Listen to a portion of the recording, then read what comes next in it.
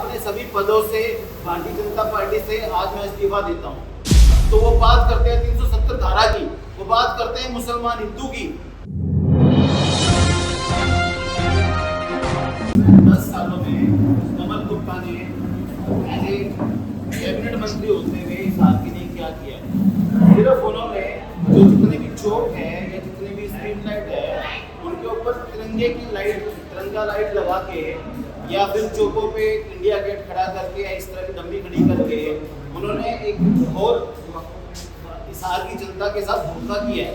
जितना पैसा नगर निगम का जो हाउस टैक्स के तौर पे अपनी कड़ी कमाई से लोग नगर निगम को देते हैं, सरकार को देते हैं, और वो पैसा जो लोगों के काम के लिए, लोगों के विकास के लिए लगना चाहिए था, उस पैसे का दुरुपयोग किया गया है।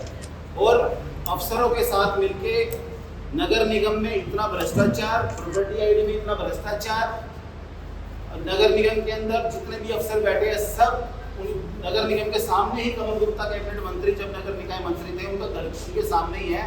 वो पूरे हरियाणा को क्या संभालेंगे जब अपने हिसार के ही नगर निकाय ऑफिस को नहीं संभाल पाएंगे?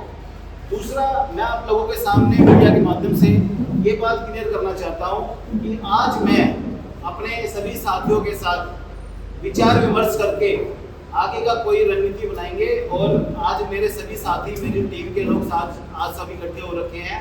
और मैं लेकिन एक बात सभी साथियों से पूछ चुका हूं और ये एक बात का मैं खुलासा आप लोगों के सामने करना चाह रहा हूं।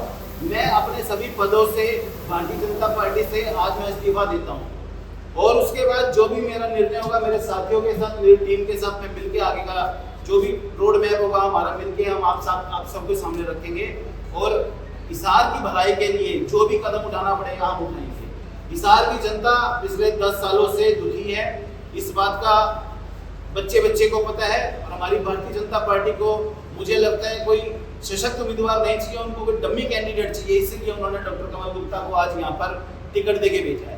और हिसार की जनता, मैं ये मानता हूँ कि उनको हराने का काम नहीं करेगी, बल्कि हिसार की जनता उनकी जमानत जब्त करवाने का काम करेगी। जिस तरीके से डॉक्टर कमल गुप्ता का बिहेवियर है, जिस तरीके से वो बोलते हैं, अब 1 महीना वो चापलूसी करेंगे, लोगों की गली गली जाके उनके चाय पियेंगे, उनके पैर पकड़ेंगे। लेकिन लोगों को इस बात का ध्यान रखना है पिछले 10 सालों में उन्होंने कैसे हिसार की जनता को दुत्कारा है, कैसे अपने घर पे नहीं घुसने दिया, कैसे एक भी बंदे को पानी तक का गिलास नहीं पूछा उन्होंने। और उनके पास कोई भी रोड मैप नहीं है, सिर्फ हवाई बातें। उनसे अगर कोई मीडिया वाला को बात पूछता है कि हिसार की समस्याओं को लेकर क्या होगा, तो वो बात करते हैं 370 धारा की, वो बात करते हैं मुसलमान हिंदू की। उस विकास के ऊपर उनके पास कोई जवाब नहीं है, कोई रोड मैप नहीं है।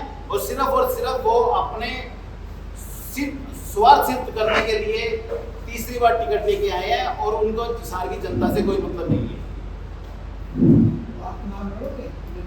देखिए, मैं चुनाव लड़ूंगा नहीं लड़ूंगा, ये बात अभी हमारे जो बड़े बुजुर्ग आए हुए हैं, मेरी टीम के साथी आए हुए हैं, उनके साथ विचार विमर्श करके अभी आज हम फैसला लेंगे। ऐसा पार्टी के लोगों ने आपसे संपर्क किया होगा, किस देखिए, पार्टी के लोगों ने मेरे से संपर्क किया है, लेकिन पार्टी के लोगों को मैंने साफ स्पष्ट कह दिया था कि पार्टी अंधकार की ओर जा रही है। पार्टी में जो पार्टी की खिलाफत करता है, अभी देवेंद्र बबली ने खुलेआम सहजा की लोकसभा चुनाव में मदद की और उसके बाद भारतीय जनता पार्टी ने उसको बुला के टिकट दे दी। अनूप धानक जो कल आया है पार्टी में, उसको टिकट दे दी। तो यहाँ पर जो 20-20 साल से 25-25 साल से जो कार्यकर्ता काम कर रहे हैं, जो दरी बिछाने का काम कर रहे हैं, तो क्या भारतीय जनता पार्टी का जो कार्यकर्ता है या आरएसएस के जो लोग हैं उनका काम सिर्फ दरी बिछाना है क्या? ये बात मैं भारतीय जनता पार्टी से पूछना चाहता हूँ कि भारतीय जनता पार्टी को अब की बारी जो 10 सालों में भी अपने पार्टी के अंदर उम्मीदवार नहीं थे कि जिनको वो टिकट दे के मैदान में उतार सके। किसकी वजह से ऐसा हो रहा है? आपको क्या लगता है कि पार्टी में कौन लोग कार्यकर्ताओं के? देखिए, ये बात स्पष्ट है, ये सारी पार्टियां बोलती है कि सर्वे होते हैं और पब्लिक का फीडबैक लिया जाता है। तो मैं ये बात बोलता हूँ कि पब्लिक का फीडबैक अगर उन्होंने ध्यान में रखा होता, हमारी जो पुरानी मेरी पार्टी थी भारतीय जनता पार्टी, उसने अगर ध्यान में रखा होता और सर्वे पे गए होते तो कमल गुप्ता को टिकट कभी नहीं मिलती। और ये बात सबको पता है, सारे लोग तैयार हैं आज एक सशक्त उम्मीदवार के साथ लड़ना चाहते हैं। लोग जो हिसार के बीच में रहे, 24 घंटे उनके साथ रहे, सुख दुख में खड़ा रहे और उनकी समस्याओं का जो निवारण है, जो समस्याओं की जो बात है विधानसभा तक उठाए, उनको ऐसा व्यक्ति चाहिए इस हाल में। ऐसा व्यक्ति नहीं चाहिए जो झूठ के पुलिंदे बनाता हो, जो सिर्फ हवाई जहाज हवा में उड़ाता हो, और सिर्फ जो 9/11 के मोड़ में डम्मी जैसे हवाई जहाज खड़े करे हैं वैसे डम्मी विधायक नहीं चाहिए हिसार की जनता को। हिसार की जनता को चाहिए जो 24 घंटे जो यहीं जीता हो यहीं मरता हो हिसार की जनता के बीच। क्या कारण रहा कि बीजेपी ने एक बार तीसरी बार फिर से टिकट दिया? पहले भी चुनाव लड़ा लेकिन अब एक बार फिर से टिकट दिया आपको। मैं आप कह रहे हैं सर्वे ने भी रिपोर्ट अच्छी नहीं थी और भी चीजें थी, तो फिर क्यों तवज्जो दी? मैंने ये बात आपको बताई कि पार्टी अपने आप को अंधकार की ओर लेके जा रही है, पार्टी अपने आप की ओर खड्डे की ओर लेके जा रही है। पार्टी जिस तरीके से टिकटों का वितरण किया है, पूरे हरियाणा के अंदर रोष है। भारतीय जनता पार्टी के जितने भी कार्यकर्ता है, मेरे ख्याल से सैकड़ों इस्तीफे कल से लेके आज तक हो चुके हैं, और सैकड़ों इस्तीफे आज शाम तक और हो जाएंगे। इसका मतलब क्या है कि पार्टी अपनी जो एथिक्स है, जो पार्टी की जो गाइडलाइन है, उनसे दूर जा चुकी है। जो पार्टी का जो कोर वोटर था वो पार्टी से दूर जा चुके हैं। जिंदल परिवार के बारे में कहा जा रहा है कि उनको मिल सकती है, उनको भी नहीं मिली, तो क्या आपकी इन बिटवीन रात से एक तक मुलाकात या तो बातचीत हुई? देखिए, मैं जिंदल परिवार के संपर्क में हूँ। सावित्री जिंदल जी से मेरी बहुत अच्छे से इन दिनों बहुत कई बार मुलाकातें हुई, और वो भी टिकट की दौड़ में थे, मैं भी टिकट की दौड़ में था। हमें यही लगता था कि जिंदल परिवार को टिकट मिलेगी तो हम हिसार की जनता के लिए जिंदल परिवार के साथ लग के मैं और मेरी टीम काम करेंगे। लेकिन जिंदल परिवार को ना टिकट देके, ना मेरे को देके, ना किसी साथी को देके एक ऐसे शख्स को टिकट दी है जिसका ना तो कोई विजन है, ना जिसको काम करना है, जिसने सिर्फ भ्रष्टाचार और उसके 4-5 गुर्गे हैं जो इस शहर के अंदर फैले हुए हैं। दलाल है वो प्योर दलाली कर रहे हैं और सिर्फ हिसार की जनता का खून चूस रहे हैं। हाजी तरुण जी, पहले से बताया गया कि सावित्री जिंदल को टिकट मिली थी, लेकिन सावित्री जिंदल चाहते हैं कि उसकी बहू को टिकट मिले। ये सब अफवाहें हैं। कोई शालू जिंदल जी का नाम नहीं था, सिर्फ वहाँ पर 4 ही लोगों के नाम थे पैनल में, और उन्हीं में से एक को टिकट मिली थी, और उसमें से कमल गुप्ता जी को टिकट मिल चुकी है। बीजेपी में मैंने पार्टी छोड़ दी है, मैंने ऐलान कर दिया है कि मैं भारतीय जनता पार्टी के सभी पदों से इस्तीफा देता हूँ। मैं किसी में नहीं जा रहा। अभी जो हिसार की जनता ही मेरी पार्टी है, हिसार के लोग ही मेरी पार्टी है, और मेरी जो टीम है, मेरे जो साथी है, जो डिसीजन लेंगे उनके साथ। आपने कहा कि दलाल घूम रहे हैं, सब घूम रहे हैं, ये बात पहले कभी क्यों नहीं बोली? आज पार्टी छोड़ने के बाद मैंने आज से 10 दिन पहले भी ये बात बोली थी कि हिसार की जनता परेशान है।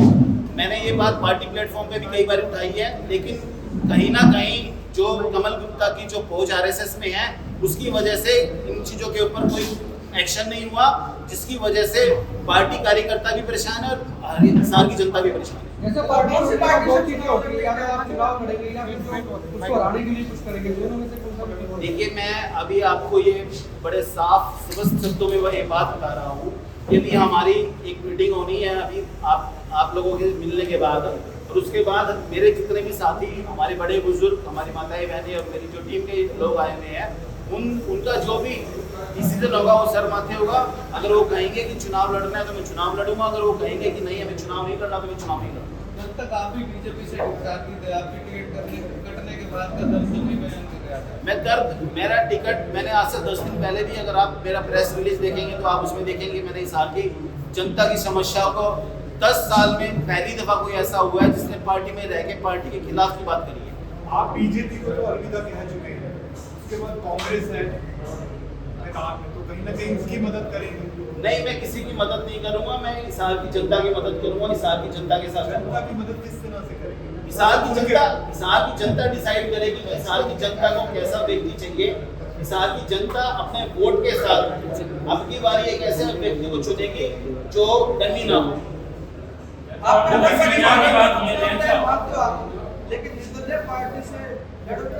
निर्दलीय कोई पार्टी नहीं होती है, मेरी पार्टी जो है हिसार की जनता है।